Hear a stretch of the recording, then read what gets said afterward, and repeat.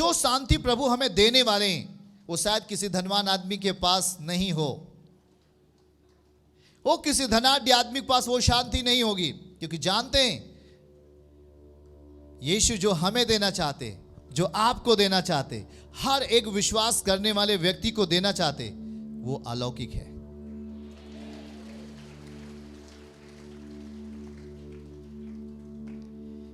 एक छोटा सा बेटा था, उसकी उम्र लगभग 6 महीने, और वो अचानक रात में बीमार हो गया, बहुत तेजी से बीमार हो गया।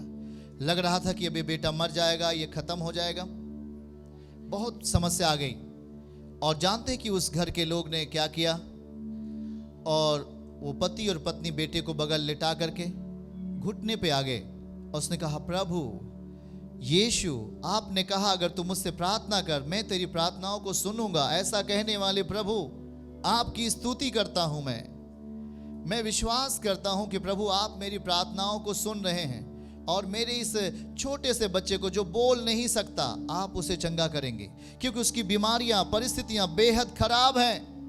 यीशु आप दया करने वाले हैं, आप अपनी शांति हमें देते हैं। हमें संसार की शांति नहीं चाहिए, हमें आपकी शांति चाहिए। तेरी स्तुति हो। प्रार्थना करने के आधे घंटे के बाद वो बिल्कुल चंगा हो गया बगैर दवा के, यीशु के नाम में। यीशु शांति देने वाला परमेश्वर है। आमीन बोलो। हाँ मेरे प्रियो, वो आपकी हर प्रार्थनाओं को सुनकर उत्तर देने वाले प्रभु हैं। शायद उसका कोई नहीं था वहां पे, सब कुछ विपरीत था उसके, वहां दुख था, वो शायद मरने वाला था, आखिरी सांसें गिन रहा था, पर यीशु ने कहा, मैं तेरे पास आ गया हूं, मैं तेरे पास आ गया हूं। आमीन बोलो, हालेलुया। आज क्या वो आपके बीच में रह रहा है? क्या वो आज आपकी परिस्थितियों में है? क्या आज आपके बोलचाल की भाषाओं में है? क्या आपके परिवारों में है? वो ध्यान से सुनो, वो परमेश्वर है, वो यीशु है, जो हर एक प्रार्थनाओं को सुनने वाला है, आपकी हर एक दिल की बातों को सुनकर उसका उत्तर देने वाला प्रभु है। हर एक दुखों को दूर करने वाला परमेश्वर है। वो हर एक समस्याओं का निवारण कर सकता है, हर एक कष्टों का, हर एक प्रॉब्लम आपके जीवन से बाहर कर सकता है। उसे मौका दो अपने जीवन में। देखो, इस बात के लिए हम पढ़ेंगे मत्ती अध्याय 9 और उसके 27, 28 और 29 पद को हमारे साथ पढ़ें। देखिए यहां पर क्या लिखा हुआ है। मत्ती रचित सुसमाचार 9 और उसका 27, 28, 29 और 30 पद को देखिए, वहां पर क्या लिखा हुआ है। हम पढ़ेंगे आपके लिए। हाँ देखें, हालेलुया। वहां पर लिखा है, जब यीशु वहां से आगे बढ़ा, यीशु किसी घर में जा रहे थे, वहां यीशु आगे बढ़ा तो 2 अंधे, कितने अंधे? 2 अंधे उसके पीछे यह पुकारते हुए चले, हे दाऊद की संतान हम पर दया कर। ध्यान से सुने, वो अंधे हैं, वो देख नहीं सकते, पर हाँ कुछ लोग हैं जो उनके साथ हैं, और वो यीशु के पीछे जाने के लिए तैयार हो गए हैं। और वो देखो लिखा है, हमारे साथ बोलिए, 2 अंधे। सभी लोग अपने स्थान में बोलिए, 2 अंधे उसके पीछे, बोलिए यीशु के पीछे यह कहते हुए चले, हे दाऊद की संतान हम पर दया कर। किसके पीछे कहते हुए चले? तेजी में बोलिए। ओके, पीछे, यीशु के पीछे। 28 आयत देखो जल्दी से, वहां पर पढ़ते हैं। वहां पर लिखा क्या है? जब वह घर में पहुंचा, जब वह किसी घर में पहुंचा, जब वह किसी घर में पहुंचा तो वे अंधे उसके पास आए, और लिखा है यीशु ने उससे कहा, क्या तुम्हें विश्वास है? आपसे यीशु पूछ रहा है प्रश्न, जितने लोग सामने, क्या आपको विश्वास है कि मैं ये काम कर सकता हूं? जो आपके अंदर बीमारी है उसको मैं दूर कर सकता हूं? और तब उन्होंने उससे कहा, हां प्रभु। आपने क्या कहा? ओके, 29 आयत। और फिर क्या लिखा वहां पे? तब उसने उनकी आंखें छू कर कहा। इसका मतलब आज वो आपको छूने वाला है। आमीन आमीन आमीन। यीशु आपको छुएंगे, राजाओं के राजा आपको छुएंगे। आज आपकी बीमारी आप में से टूट के जाएगी। और उसने छू कर कहा, तुम्हारे विश्वास के अनुसार, जैसे आपने विश्वास किया है आज, वैसे ही तेरे लिए हो जाए, यीशु मसीह के नाम से। हालेलुया आमीन। और लास्ट का वचन 30 में पढ़ लेंगे तो लिखा है, तब यीशु ने, और लिखा है कि तब उसकी आंखें खुल गईं और उसे चिताकर कहा, सावधान, ये किसी को नहीं बताइए। हालेलुया। चलो, क्या हम यीशु के पीछे हैं? ध्यान से सुनना, क्या हम यीशु के पीछे हैं? देखो, अब हम आपको एक बात सिखाते, क्या वो 38 साल का व्यक्ति यीशु के पीछे था? नहीं था। वो कभी भी यीशु का नाम भी नहीं जानता था, वो यीशु को कभी सुना भी नहीं था, पर यीशु का महान प्रेम आपको चंगा करेगा। हालेलुया। उसने कभी यीशु को जाना भी नहीं था। अगर आपने यीशु को जान लिया है तो आपको कहां होना है? यीशु के पीछे, और चल पड़ो। लिखा है वो चल दिया। ध्यान से सुनिए, वो दोनों अंधे रुके नहीं। शायद उनके साथ कोई था और उन्हें सहारा दे के लेके जा रहा था। वे रुके नहीं। जहां पर यीशु जाने वाले थे वहां पर वो जाने के लिए तैयार थे। वो यीशु के पीछे चलने के लिए तैयार थे।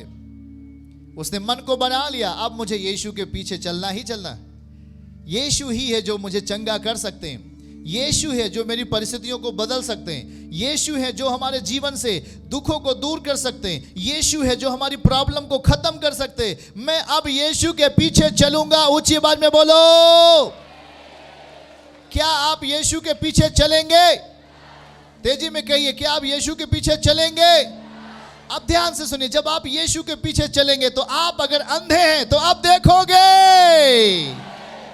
एक साइन, एक चिन्ह प्रकट हुआ। और देखो, वो अंधे यीशु के पीछे चले, फिर वो अंधे नहीं रहे, वो दिखते हुए वापस आए। हालेलुया। बोले, समाधान हमारे जीवन का होने वाला है। आमीन। आपकी समस्याओं का समाधान होने वाला है। आमीन के साथ। इसलिए मेरे प्रियो, आपको कहीं भी रहना है, आपको यीशु के पीछे होना है। यीशु ने जो कहा है उसको अपने जीवन में पूरा होते होना है। देखो, एक बात ध्यान से सुनिए, मत्ती अध्याय 9 उसके 35 और 36 पद को देखो, और वहां पर एक महत्वपूर्ण बात लिखी गई है। देखिए, पढ़िएगा जल्दी से। मत्ती 9 अध्याय 35 और 36 पद को लिखो, पढ़ो। वहां पे क्या लिखा है? यीशु सब नगरों और गांव में फिरता रहा। आपके गांव में है यीशु? हाथ उठा के बोलो, मेरे गांव में है। बोलते जाओ भाई, तभी कुछ मिलेगा।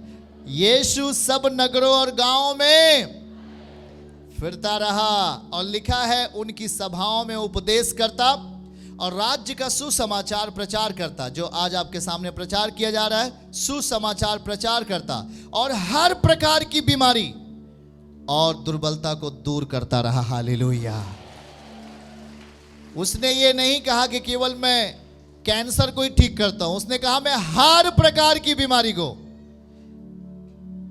जो भी शरीर में बीमारियां होती हैं उसको समझ में आता है क्या है, और वो सबको हटा सकते हैं, क्योंकि वो ईश्वर है। आमीन। वो कोई मनुष्य नहीं। बोलिए, वो कोई मनुष्य नहीं है, वो ईश्वर है, वो परमेश्वर है। उसकी स्तुति हो। वो सब कुछ कर सकते हैं। आगे देखो 30 पद में क्या, 36 में क्या लिखा हुआ है? तब यीशु उस भीड़ को देखा और उन पर तरस आया। आपके ऊपर वो तरस खा रहा है, तरस आया, क्योंकि वो उन भेड़ों के नाई थे जिनका कोई रखवाला नहीं है। व्याकुल और भटके हुए से थे, व्याकुल और भटके हुए से थे। पर आपके ऊपर खुदा ने हमें नियुक्त किया है कि हम आपकी रखवाली करें। इसलिए आप अब भटकोगे नहीं, अब आप चैन और विश्राम पाओगे यीशु के नाम में। हालेलुया। चैन और विश्राम पाओगे यीशु के नाम में। ऐसे कई जगह हैं जहां पर प्रार्थनाएं नहीं होती हैं, जहां पे लोग यीशु को तो जानते पर उसके नियम को नहीं जानते। यीशु को उन्होंने ऑनलाइन में, नेट के द्वारा, फेसबुक, यूट्यूब के द्वारा लोग देख रहे हैं, पर जब तक उनको रियल संगति नहीं मिलती, जब तक वो चर्च में आकर नहीं बैठते, तब तक उन्हें एक बल और उन्हें जो चीज असलियत में और देखने को मिलती है प्रभु के राज्य के लिए, वो देख नहीं पाते। 2 अंधे यीशु के पीछे चले और वे नहीं रुके और वो चलते गए। उन्होंने अपने मन को बना लिया कि मैं अब यीशु के पीछे चलूंगा। आमीन। वो पीछे नहीं मुड़े और उसने कहा, यीशु कहां जा रहे हैं? वो जहां जा रहा था वो अंधे उसके पीछे हो लिए। अब सोचे कि वो अंधे थे, पर उनको दिखाई कैसे देता था? उनके साथ में थे जो उनको पकड़ के लेके जा रहे थे। समझ रहे कि नहीं? पहले के समय में अंधे लोग रोड पे क्या मांगते थे? भीख को मांग रहे थे। जो भीख मांग रहे थे तो उनके साथ में कोई ना कोई व्यक्ति होता था जो आंखों से अंधा नहीं होता था, वो देखने वाला होता था।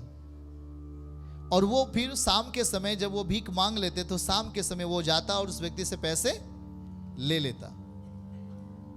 अब देखो कि वो जो यीशु जा रहे थे तो लिखा है कि वो यीशु के पीछे गया। आज यही चीज आप में होना जरूरी है। बहुत सारे लोगों ने यात्राएं शुरू की, उसने विश्वास किया कि मैं यीशु के पीछे चलूंगा, पर ध्यान से सुने, सोइए नहीं। उसने कहा कि मैं यीशु के पीछे चलूंगा, यीशु के पीछे चलूंगा। उसने विश्वास किया, चंगाई पाया, पर उसने वचन को नहीं समझा। वो थोड़े दिन के लिए थे, थोड़े दिन के लिए, और थोड़े दिनों के बाद उनके जीवन की परिस्थितियां खराब हो गई, क्योंकि उन्होंने जो चीज उनको समझना चाहिए उन्होंने वो नहीं समझा। आप जानते हैं कि यीशु पर जब आप विश्वास करते हैं तो विश्वास आता कैसे है? वचन से। विश्वास कैसे आता है? विश्वास वचन से आता है। और जो वचन है वो एक ज्ञान है, और जो ज्ञान है वो एक समझ है, और जो समझ है वो आपका समाधान है। आमीन के साथ हालेलुया। चर्च की सभी प्रार्थनाओं को और परमेश्वर के दास के द्वारा टीचिंग सुनने के लिए और अपडेट्स को जानने के लिए हमारे इस चैनल को सब्सक्राइब करें और साथ में बेल आइकन को दबाएं, ताकि जब भी लाइव प्रार्थना हो तो सबसे पहले आप देख सकें।